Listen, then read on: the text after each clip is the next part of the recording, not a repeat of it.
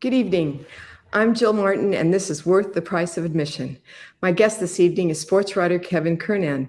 Kevin has covered sports for over 45 years. He's been inducted into the New York State Baseball Hall of Fame. He has worked for the New York Post, the San Diego Union Tribune, and he has hosted and appeared on numerous radio and talk shows. He has authored 7 books.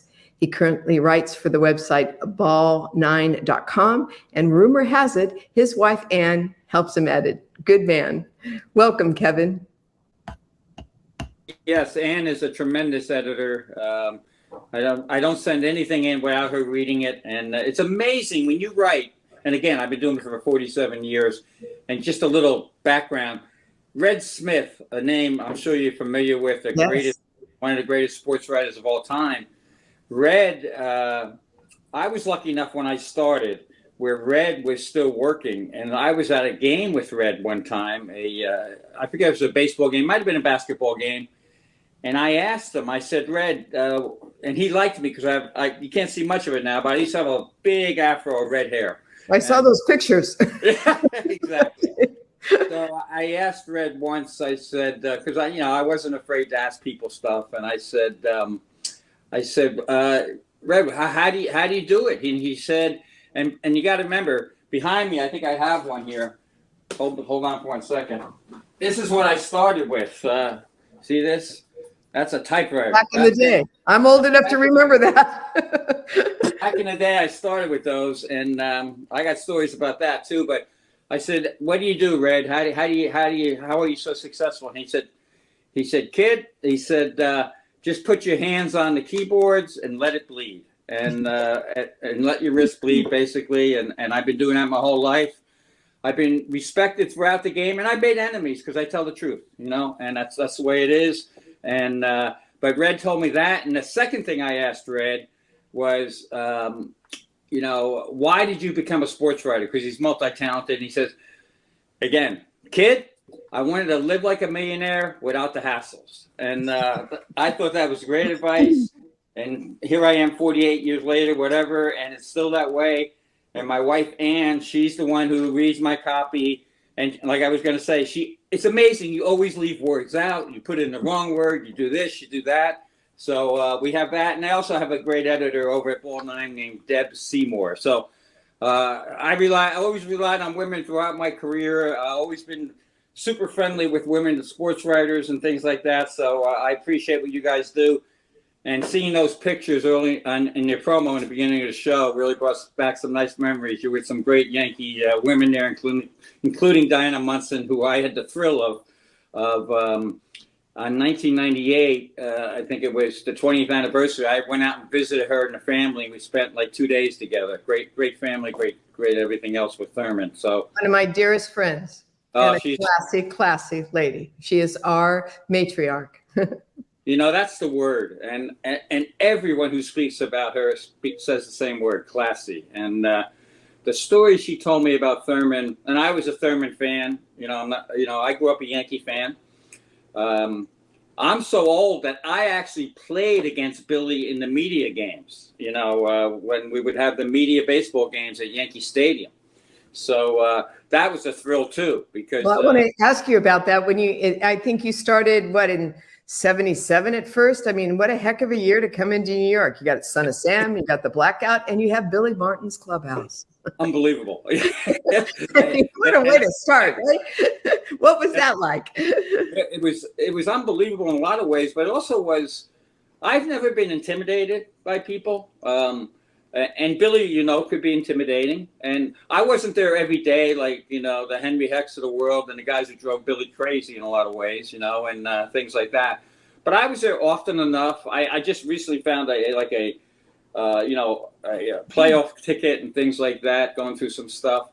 And it was great for me because I came in, I was a baseball player in high school and college, and I was pretty good for a small college, Division III. I could hit, loved the game, knew the game inside and out. So I was already ahead of the other guys.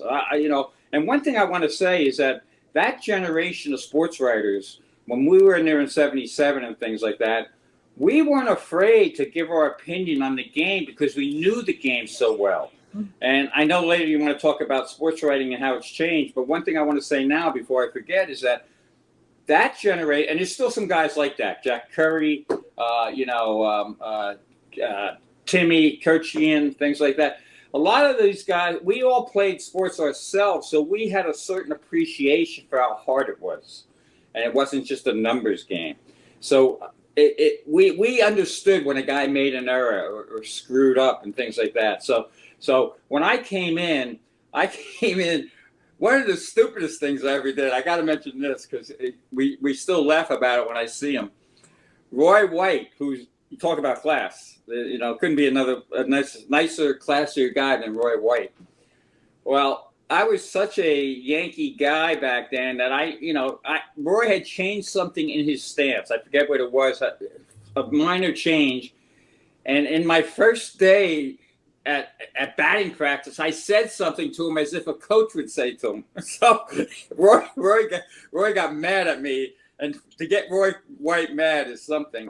But then in typical Roy White fashion, about 15 minutes later, he came over to me, apologized, and I apologized to him, and that was the beginning of a nice relationship. And recently had Roy on a podcast and spoke to him at length for a story for Ball 9. Another great guy. So there's a lot of, you're around the game for 48, 50 years and married for 44 years, and you run into, you cross paths with everybody. And so that's what's so nice about being on the show with you today. Well, thank you. I have to ask you a couple questions about journalism. And did anyone ever ask you to stop a story or don't print a story in any of your years? Good question. Probably people didn't want things printed that I printed, but I never held back on a story. Never. I would always double check, triple check, run things by people. And I think that's one of the things that lasted for all the time. I don't think I ever had, knock on wood, I'll probably have to do it next week, but a major retraction or anything like that. Because I think people knew that when I covered things, I was doing it the right way. And just a little background, I also did the NBA. I was lucky enough to do the NBA during the Magic Bird era. Michael Jordan. Matter of fact, my first story about Michael Jordan, I stole the Springsteen line, and I said, I've seen the future of the NBA, and his name is Michael Jordan. So I'm actually in the Jordan documentary. That the last section is a question I asked Dennis Rodman. That's still there, and they still used it. How many years later? So that was pretty cool to see. Funny story. I was watching that one day with my daughter, she's 42 now. But this was a couple of years ago, and she was a good basketball player. We lived in San Diego back then, and she won 2 state state basketball titles, her team. So she knew her sports too. And we were watching the Jordan documentary on ESPN, and all of a sudden I said, "Yeah, I was at that game. And she's getting tired of hearing me say this stuff, Then all of a sudden it pops up on the screen, me walking with Dennis Rodman. Because back then, David Stern was smart enough to film everything. He always had a camera from the NBA on us when we were doing major events. And I asked Rodman, that was it when they won their 6th title. And I asked Rodman, because I knew we came out the back door, so I was the only guy that got him. And I asked Dennis, and I had a good relationship with Dennis. I said, hey, Dennis, is this the greatest team ever? Because I was on deadline. I only had 20 minutes to write this story, get the interviews. So I had to be in and out quick. And Dennis looked at me and laughed, and we all know what Dennis was all about. He said, "Man, if you don't know this isn't the greatest team ever, you must be doing drugs." So, so I had that background. I had the NFL background. I went in '94. I covered the Chargers.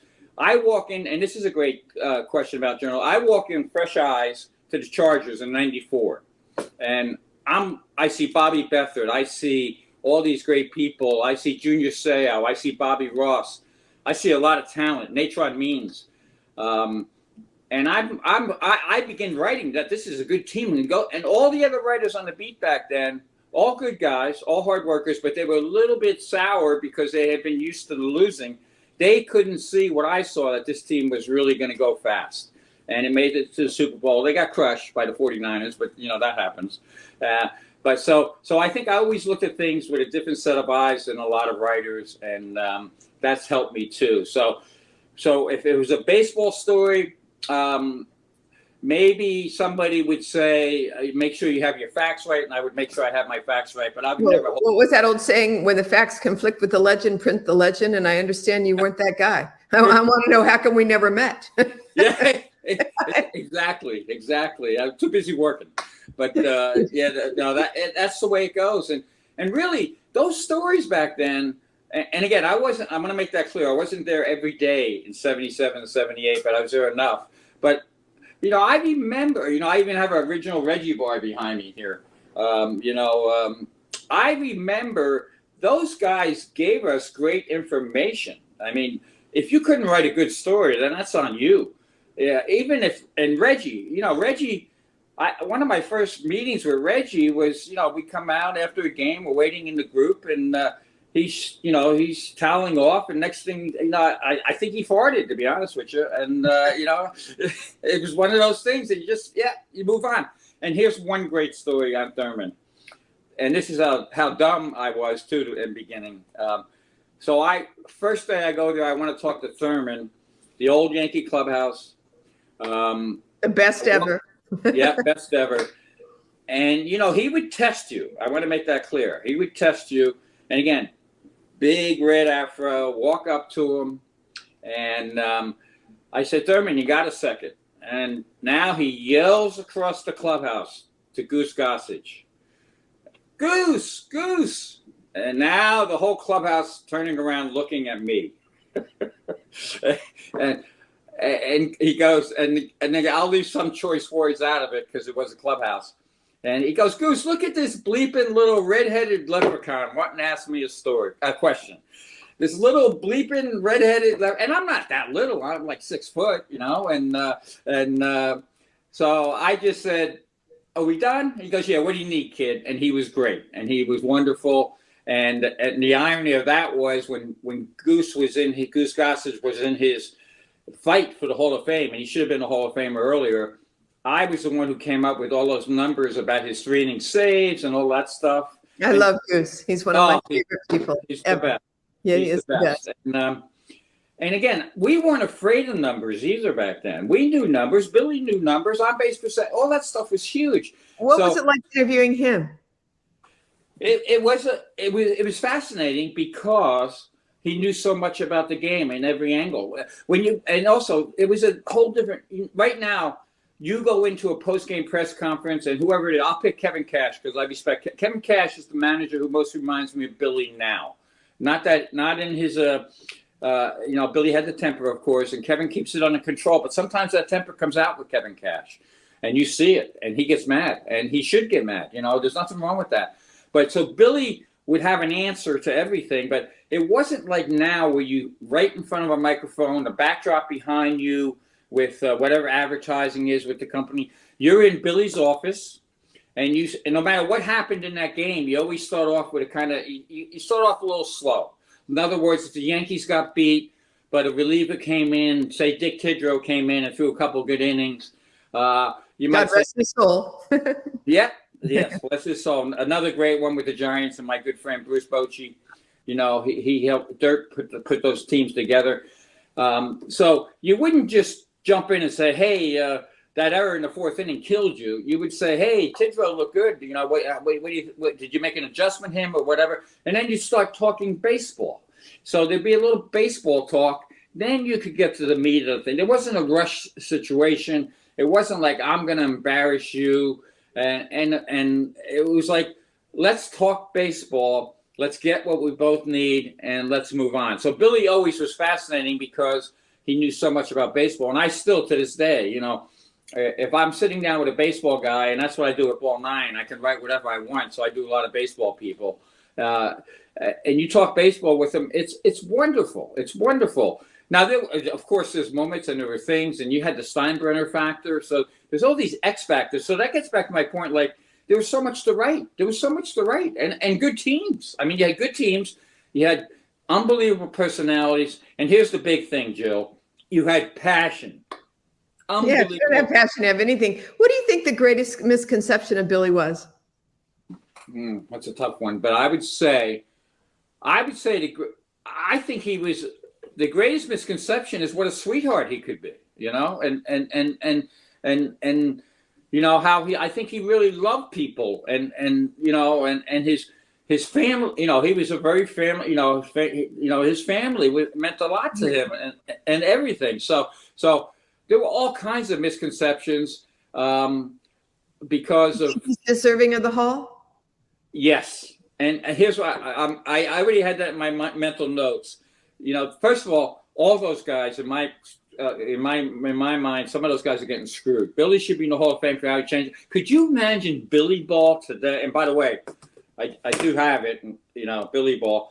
Could you imagine Billy Ball today with the changes they've made in the rules? How many bases? Can you imagine he and Ricky? Hey, Ricky, we got a few 6 inches over here. We got 6 inches on the right. I mean, they would have had a field day. Absolutely. To that end, talking about baseball people I love talking to, I was talking to, and I know you're in Florida, IMG is a great baseball academy in over in Bradenton on the other coast, and from me. And a good friend of mine is the coach there, Dave Turgeon. And again, all these guys are like Billy. They can talk baseball all day long with you. And we had a great conversation recently. His team went 25-0. But Roger Cedeno, the former outfielder, is his outfielder and running base running coach. So I asked Roger, I had him on the phone the other day, and I asked him, I said, Roger, how many bases would you steal right now with these new rules where you can only throw over twice? And without a second's pause, he said, Kevin, I would steal 100. And then he added, and this is the great part, Jill. And he goes, 100 out of 100. I never get caught. Ricky would never get caught. It's a joke what they've done to the game. But Billy would be the guy that would turn these rules right back in their face and make the most of them, and would really, really have a fun time with it. I have to tell you, he loved strategizing like that and trying to get one over on you. I mean, he truly would have had a blast. He would have had a blast because these rules. Here's the key too. A lot of these rules are put together by non-baseball people. That's what we have a lot now in baseball, non-baseball people. So if you allow baseball people to attack these rules, they would come up with great solutions and win things. And that's the problem. I wrote about this a little bit last week. The Rays, to me, the Rays are the closest team to a team from Billy's era and things like that. Not because they don't have the money, they don't spend, they don't get the Reggies, they don't have that kind of stuff. But they have guys like, I wrote down, I don't want to screw up his name, Mitch Lukovich. Mitch Lukovich was in the Yankees organization. He was the guy who ran the core four through the minor leagues. He was player development. Well, he went over to the Rays, and he ran their minor leagues for many years, but now he's a senior advisor. So he's a senior advisor, and they actually listen to him. And all of a sudden, the Rays are number 1 or 2 in stolen bases, number 1 or 2 in slugging percentage, number 1 and 2 in on-base percentage, and also number 1 in caught stealing. That's the other thing with this generation of front office people. They're afraid. Billy was never afraid. He was never afraid, And speaking of great baseball people, tell me about your time in San Diego with Tony Gwynn. Oh, yeah. Tony was the best. I still have it up here, a little note that Tony left at his locker because he got tired of asking about a sprained wrist once. And again, we also had unbelievable access. We could go in the locker room anytime. And so Tony was getting a little, Tony had the greatest laugh in the world. And you hear that laugh when you hear Tony Jr. now do games. And it's wonderful to hear. Greatest Padre ever, they say, huh? Greatest Padre by far, not even close. Mm-hmm. But he, there was a week where he had sprained a wrist, so he was out for like 2 weeks. And Tony did not like talking about injuries like most players. And so finally he put up a little sign that said, my wrist feels fine. I'll probably be ready to play in about a week. I don't want to talk any more about injuries, but if you want to talk about the NCAA tournament, let's go. So that's the other thing. back then the Padres let me in the tournament for the NCAA pool, and I actually won it the first year I got there. So that gave me instant credibility in the clubhouse. And so, if Tony Gwynn could have gone 0 for 11.99 at the end of his career, still retired as a 300 hitter. Think about that. And what he did with Maddox, I don't have the numbers in front of me, but he was incredible with Maddox. But here's what Tony would do, and I'm going to give the listeners a little a tidbit of what he did as a hitter. He used that 5 and 6 hole, of course. He would work on it. Every batting practice meant something to Tony. It wasn't just trying to jack him out, and he could jack him out if he wanted. He once told me that he could hit 30 home runs a year, but he would lose 30 points off his batting average. So he didn't want to do that, and he thought it was more important to have the batting average. 8-time batting champ. So Tony, one day I remember talking to him about a little drill that he did. He would take a tee, and he had a net in front of him, like the net they use at first base to guard the first baseman during batting practice. It's just a straight net. And he would hit wiffle balls, regular wiffle balls off a tee, and he would set the net up in a certain distance, but the ball would have to hit the net and bounce right back to the tee. That would tell him that his timing was right. He's hitting the ball in the right spot. If it hooked a little bit, if the ball spun off a little bit, either way. So that's how Tony did it with simple things. But he was the first video guy too. Tony used to have a contraption that they take to every hotel room. Tony hated to fly. He hated to fly. There were a lot of players in that era hated to fly.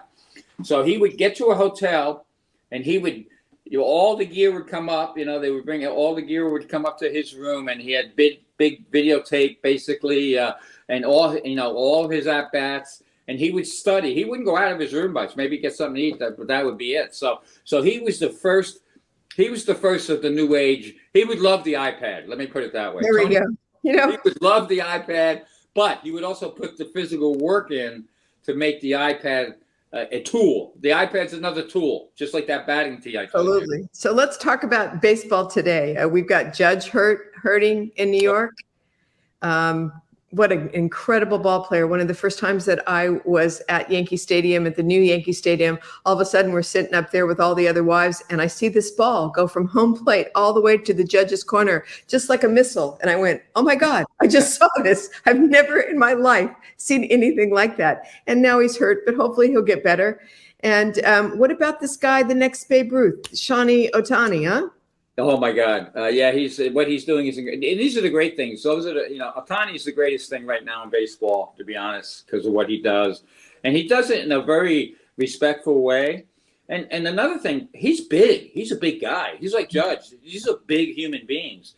Billy would love to manage that type of player, and Billy would love Judge's approach. Judge is his problem, though. You mentioned it. He gets hurt. I had a conversation with Judge. Spring training, the year he hurt the shoulder, and they wanted to do the surgery, and thank God they didn't. But I told him, I said, Judgy, because I went back and found him on the back fields. Again, I know the game. I wrote the first major story about Aaron Judge. I was the one, and I'm not saying this to promote myself, I'm just making the point. I was the one where Judge told me he was adopted. Nobody knew that. He was adopted 1 day old. He gave me the numbers to his parents, and I spoke to his parents long before anybody interviewed him. And great people. You can see how he was raised. You can tell he's an incredible young man. And incredible. I hope that you come back on and talk again. We need to. You're writing for ball9.com. I've read a couple of the articles. You're great. I mean, of course you are. You've been doing it for your whole life, and it's wonderful to read someone that tells it like it is, and we get a really good feel from that. Yeah, anytime. Give me a call. And what about your books? You're author of 7 books. Do you have a favorite? Anymore, because I put two 2,000 word columns in a week with Ball 9. That's a lot of work, as you well know. Plus, yeah. I do a podcast, Real Voices of the Game. We have some incredible stuff. That's a separate entity, and we do that once a week as well. And have some great people. So I am technically retired. So I have to spend some time with Ann where she's not just editing my columns. Well deserved, Ann. I hope to meet you someday. Thank you, Jill, very much. Thank you. And you know what? Thank you again for coming on. What an honor and a pleasure. And we'll talk soon. Absolutely. And make sure to say hi to Diana. I will. Oh, absolutely. I will. I'm going to see her soon. Thank you. Take care. Bye-bye. Bye-bye.